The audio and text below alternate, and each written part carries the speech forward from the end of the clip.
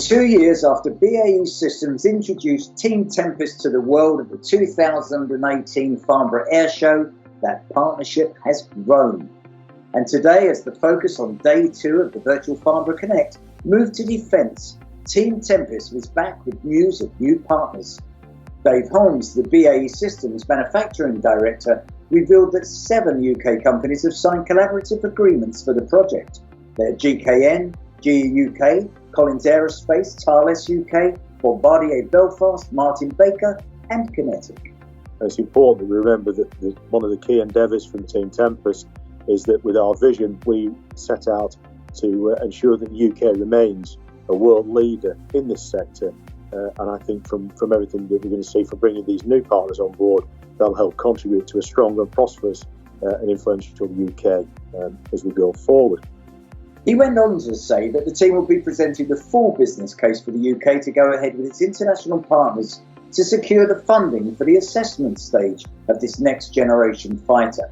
But he also emphasised why collaboration for best ideas is vital for success. To achieve this, I think we're all clear that we need a game changer. So we need to generate a game changer in technology.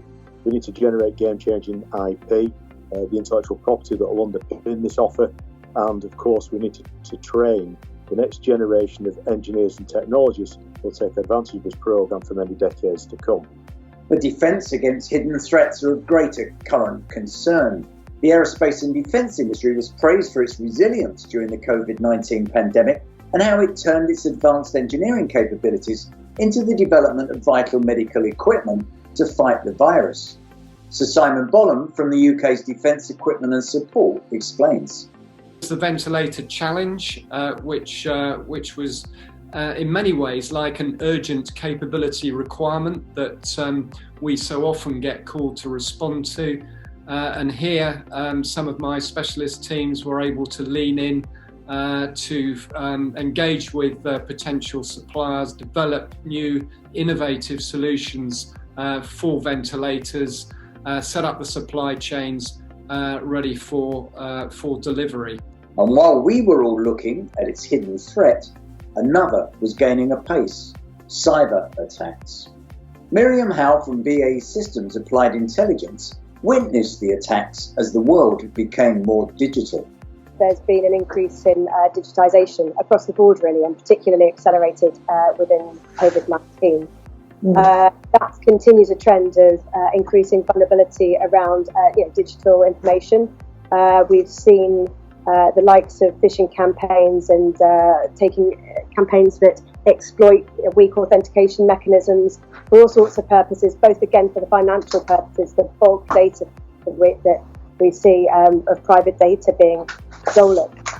But again, also there is a strategic focus in CNI and defence organisations much more targeted at. And according to Professor Deep Chana from Imperial College London's Institute of Security Science and Technology, the biggest challenges to government and corporations will be securing us, even in our own homes. What's interesting about this current crisis is that it is making nearly everyone in society focus on cybersecurity and their digital footprint in a unique way, particularly seeing as people's home lives have now become their new workplaces. And people's homes have become, I guess, the sort of single point of failure, you might think, for not only their personal data, but now also for their corporations' data. And I think this starts posing very interesting questions about exactly how the home environment needs to be secured and who is responsible for that, particularly when you're looking at corporate data or even government data. Well, there were not just questions, there were answers too. And if you want to find out more about the risks, the threats and the solutions, make sure you're registered for Farnborough Connect. It's free and you can join any of the sessions that you've missed.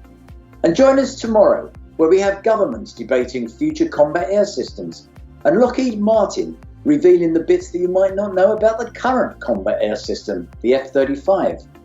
Oh, and there's the combat between the low-cost airlines as Ryanair's supremacy is challenged by Wizz Air. The Hungarian Airlines CEO will be talking to me about his plans. So we'll see you then.